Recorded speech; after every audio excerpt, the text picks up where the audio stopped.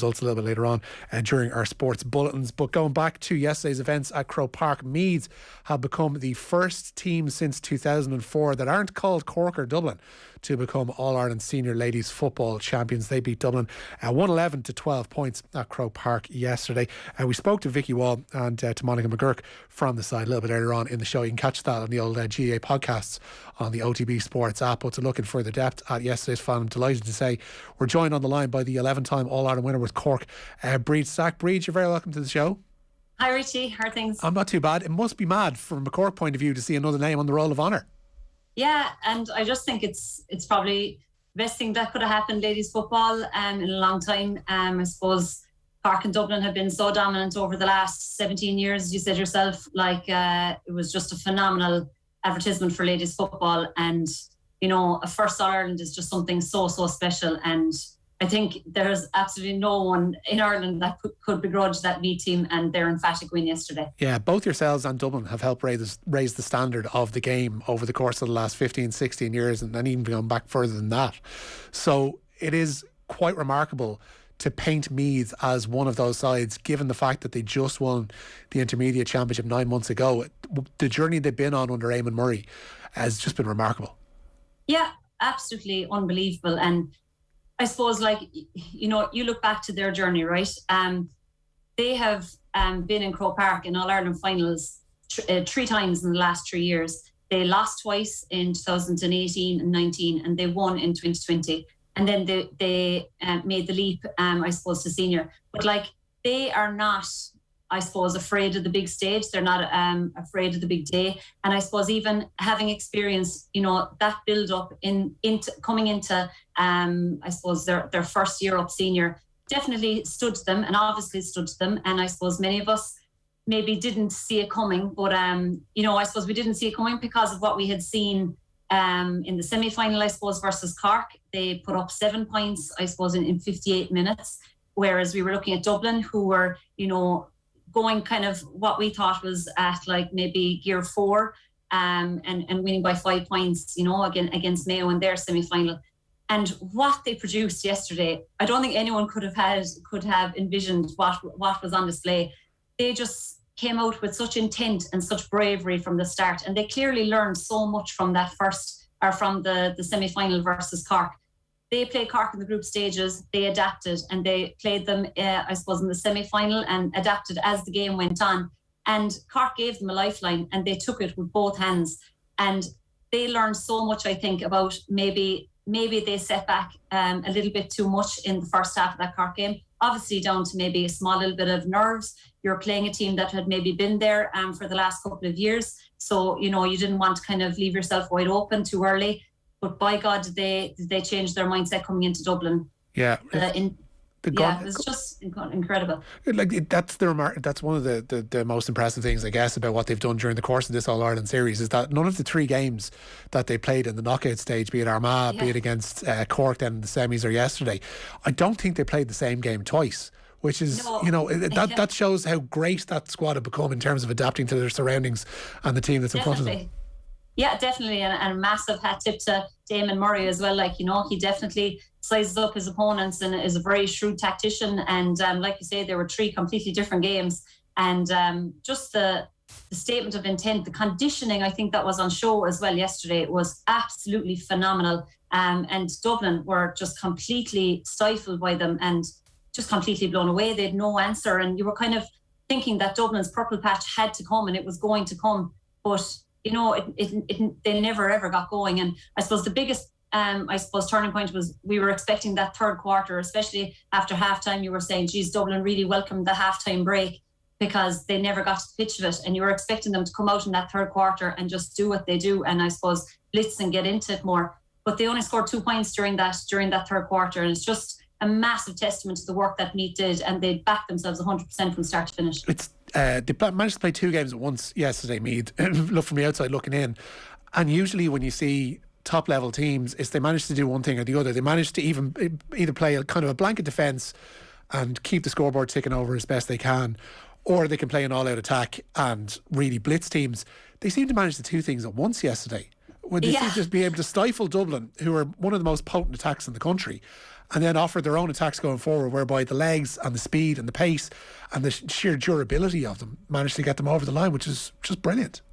Yeah, 100%. And like, I think I saw a quote there today, like, you know, where focus goes, energy flows. And I just thought it just summed up Meath's performance yesterday.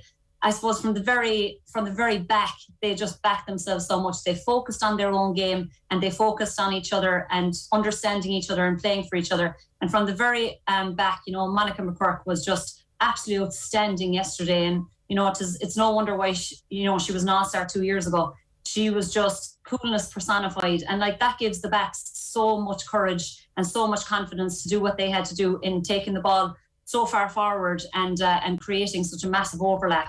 So, you know, it just started from the back, and to have such finishers like they did in Emma Duggan, in Vicky Wall. I thought Niamh O'Sullivan was absolutely outstanding yesterday. Emma Troy couldn't come up the field scoring 2 points. They didn't rely on any one player, and as I said, there was just massive trust all the way across that team. Yeah, how much, and from experience, I guess from yourself, from your own point of view, that first point from Stacey Grimes, which came from Vicky Wall winning the ball from the throw-in, how important is it to set the tone like that in the final? Huge. And like, when she won the throw-in, my God, it was route one, and there was nothing deterring her from taking it on. And I suppose before coming into this game, you know, we questioned, would Meath be physical enough for Dublin? You know, we were expecting Dublin to be this really, really physical outfit that, you know, might blitz Meath in physicality stakes. My God, like, they just did not hold back from them. They went route one, Vicky Wall straight down the centre, drew the free. Jennifer Dunn came from behind her, drew the free, and like got Meath off to a great start. And straight away, they put the pressure on. Straight away, the intent was there, and they did it time and time again. And afterwards, even listening to Emma Duggan afterwards speaking about how, you know, they thought that maybe the Dublin kick-out hadn't been tested enough this year. They went at it from the first couple of seconds in that game. Yeah, and it's one thing to go after it from the first few seconds and to try and stifle their goal kicks, but it's quite another to actually keep at that and realise, because the opposition are going to twig that that's what you're doing, and they're going to have to adapt it themselves. But to keep the pressure on for the full hour, it's just like, when you're talking about a team that won an intermediate championship a year ago or less than a year ago, to be able to do that in a final with no fear, with no sense of trepidation, with no sense that they're being overawed by the occasion, you have to tip your hat to them. Yeah, and I suppose like, there's nothing greater than an underdog tag, and no one had given them too much of a chance. Obviously, the massive belief and self-belief in their own group, and massive trust that the management have put the right tactics in place and everything. But just phenomenal from start to finish. Just couldn't really get over it, like, you know. You mentioned it was like one of the best finals that you'd seen, and, you know, as we mentioned at the top of the thing, by God, you played in a fair few of them yourself. Yeah, definitely was. But I just think, like, you know, football is ever evolving, and we're seeing that, you know, across all codes. But like, the conditioning, I actually just could not get over the conditioning, the skill set that was on show yesterday. For the amount of scorers that they had across the board, there was some remarkable kicking from very, very acute angles. Just even the composure on the ball, like we saw plenty times, Emma Duggan winning, you know, coming out far out past, I suppose, her forward line, winning ball. Just composure to hold on to ball, even though, you know, she was being tackled, and wait for the run. And, you know, there was a fantastic example of it, you know, and it was Emma Duggan holding up the ball, passing into Niamh O'Sullivan, when she made a super run. Niamh O'Sullivan passing out, I think it was to Orla Byrne, and a phenomenal pass across to no one better but Emma Troy coming up from cornerback. And just like, that was the most, I suppose, the most unbelievable team score. And like, scores like that give teams energy. Every time Vicky Wall got on the ball, the crowd just roared. Emma Duggan getting on the ball, the crowd roared.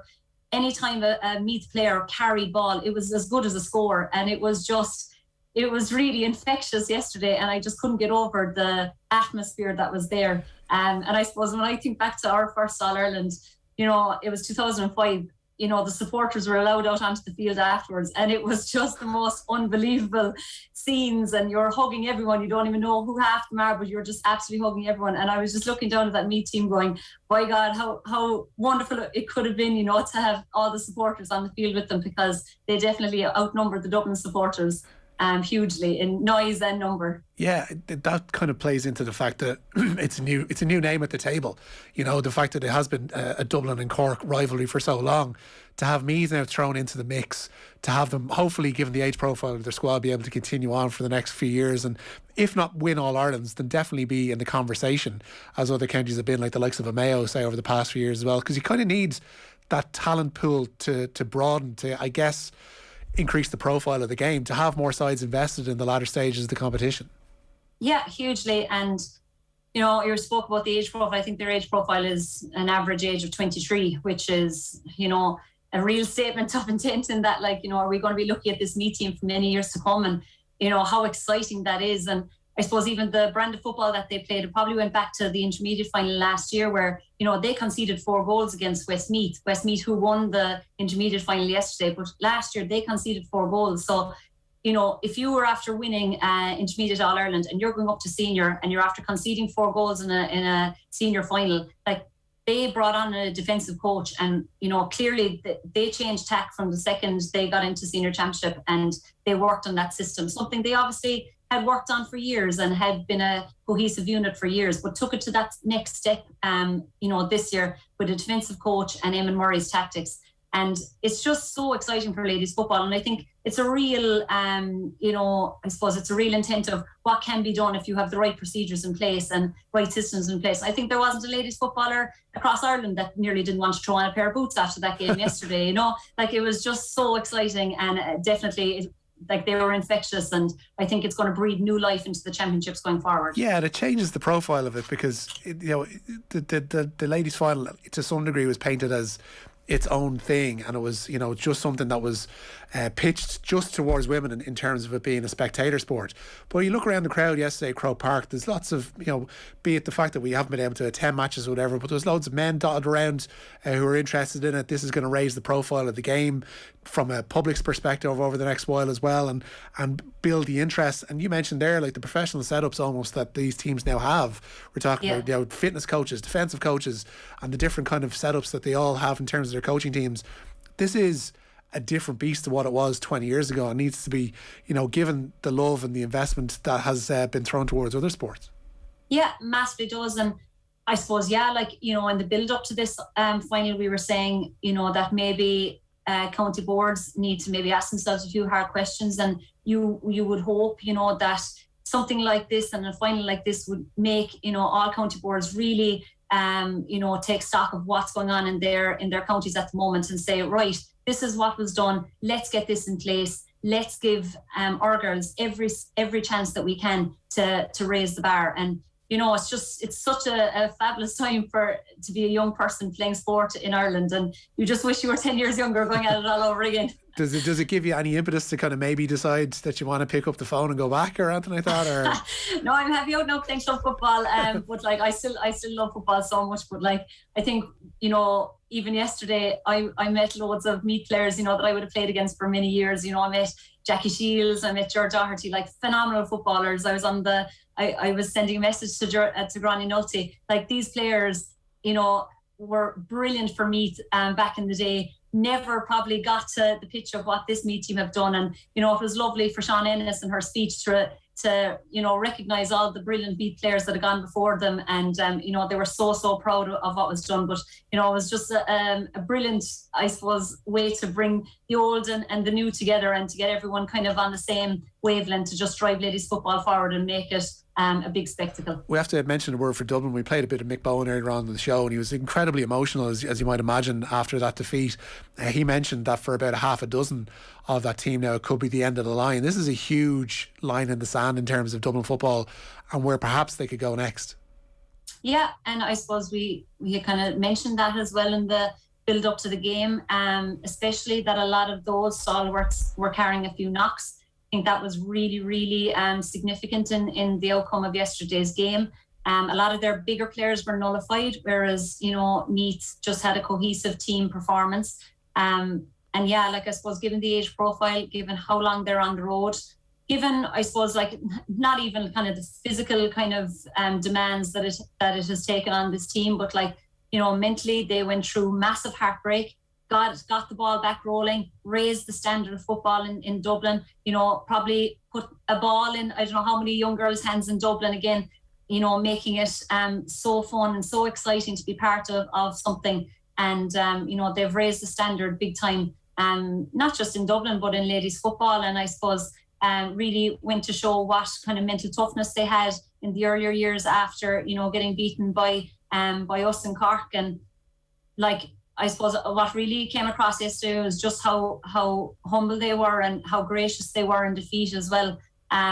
These girls have been on the road a long time. They have done wonders for the sport of ladies football. They're role models, throughout Dublin and throughout Ireland. And, they will forever be 4-time All-Ireland champions, and no one can take that away from them. Absolutely. A remarkable team and a remarkable run that they've been on over the course of the last decade, because you have to paint it as that there's 3 finals before that as well, That's and they didn't get to the 3 finals out of nowhere either. The work was done prior to that too, so it's just been an incredible run by that Dublin team.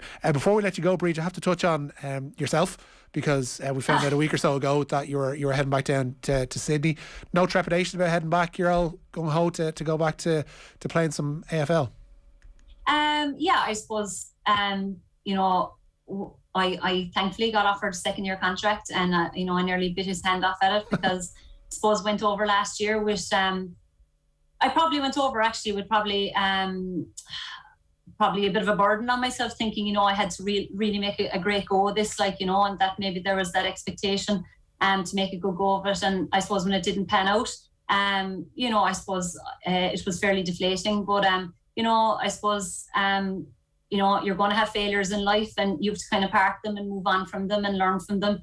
And I'm really, really excited about going over this year. And I think I probably have a different mindset going over this year as well, just to go over and enjoy it and take it, at its face value, and just, I suppose, hopefully get as much game time as I can. And, as I said, just enjoy it. And what a wonderful experience to be given this opportunity with my family, So just enjoy it, definitely. Yeah, I think after last year you definitely have earned the right to enjoy it this time around. We wish you the very best of luck with your return to Sydney. Thank you so much for joining us this evening, Bríd Stack. Perfect. No bother. Thanks, Richie. Cheers, Bríd. That's Bríd Stack, 11-time All-Ireland winner. Still to come, Dan McDonald on The Football Show, and Leona Maguire, as you mentioned, a 5-4 victor in the Solheim Cup. Off the ball on News Talk.